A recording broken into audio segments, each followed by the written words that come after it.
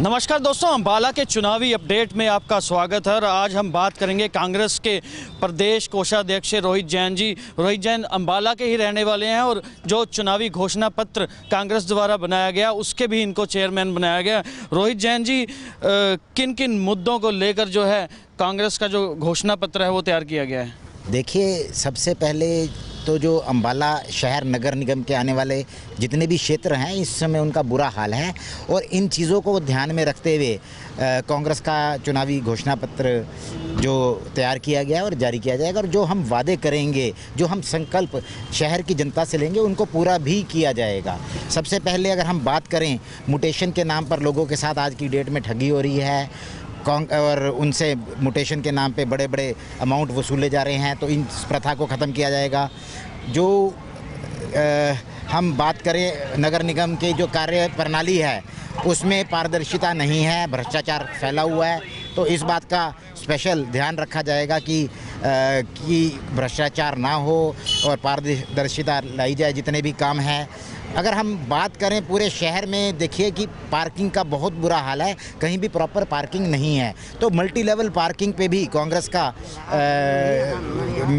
जो main target है, multi level parking जगह जगह दी जाएगी इस नगर निगम के क्षेत्र में, ताकि जो गलत तरीके से वाहन खड़े होते हैं वो वाहन ना खड़े हों और ट्रैफिक व्यवस्था ठीक रहे। इसके अलावा अगर हम बात करें, पूरे शहर में पब्लिक टॉयलेट्स नहीं है और ख़ास तौर पे महिलाओं को बड़ी मुश्किल होती है कि उनको अगर ये जो टॉयलेट अगर जाने की ज़रूरत पड़े तो कोई टॉयलेट्स नहीं है, तो इन चीज़ों पे भी ध्यान रखा जाएगा कि हर क्षेत्र में, बाज़ारों में जहाँ ज़रूरत है वहाँ पर प्रॉपर टॉयलेट्स बने और जिसमें महिलाओं के लिए स्वच्छ, सुंदर और जो अच्छे शौचालयों का प्रबंध होगा पूरे शहर में।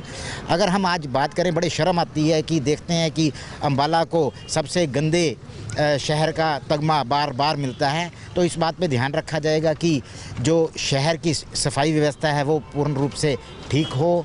और अगर हम बात करें door to door garbage collection के नाम पे लोगों से अवैध रूप से वसूली हो रही है, तो ये जो door to door garbage collection जिस अवधि में नहीं हुई है उन चार्जेस को माफ़ किया जाएगा और जो door to door garbage collection है उसकी सुचारू रूप से व्यवस्था की जाएगी, वो भी हमारे घोषणा पत्र में है।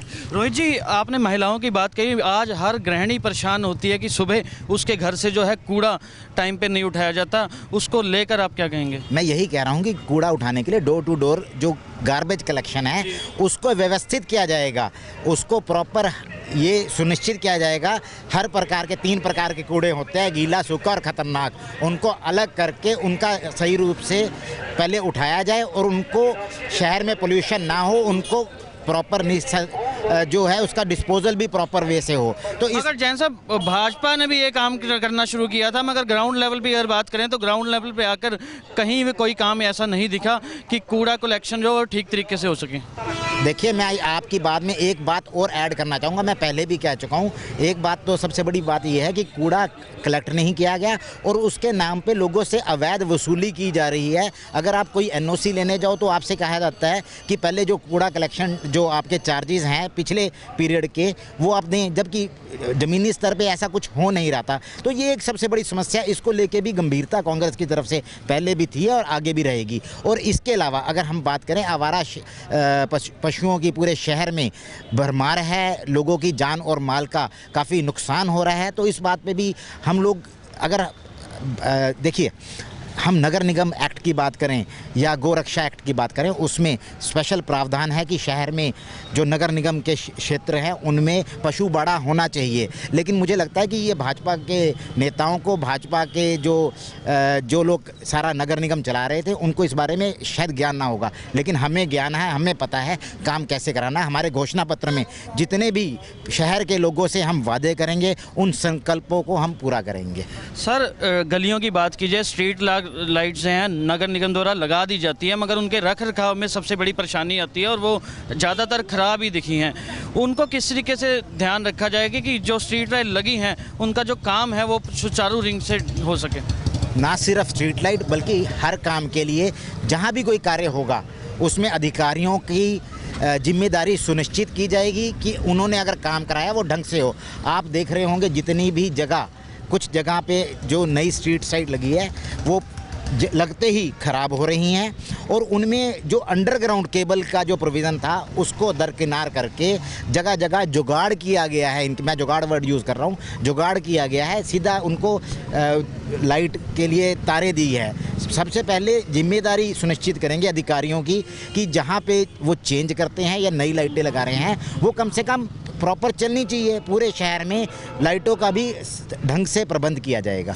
सर, नगर निगम चुनाव है और नगर निगम कार्यालय की अगर बात की जाए तो अगर किसी व्यक्ति को कोई वहाँ पर काम है तो वो सुबह से जाके शाम तक उसका वो एक काम भी नहीं होता। ये जो काम नहीं होते, कार्य प्रणाली जो है अफसर की कहें या कर्मचारियों की कहें वो लटकाऊ रवैया में है, उस काम को किस तरीके से ठीक किया जाएगा ताकि घर बैठे लोगों के काम हैं जो ऑनलाइन तरीके से किसी तरीके से हो सकें?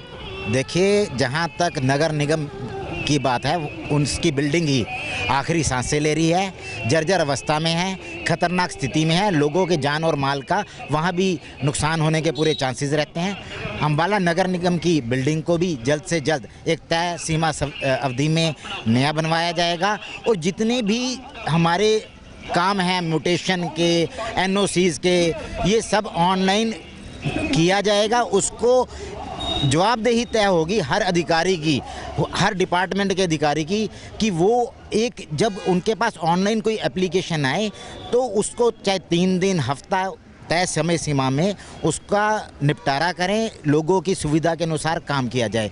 अगर हम बात करें इसके अलावा शहर में सड़कों का भी बुरा हाल है, नई सड़कों के नाम पे घोटाले हुए हैं, चाहे हम चौकों के नाम पे भी बात करें घोटाले हुए हैं। तो हमारी तरफ से ये सुनिश्चित किया जाएगा कि जो प्रॉपर RCC की सड़कें हैं वो बने, ना कि टाइलों के नाम पे घोटाला किया जाए।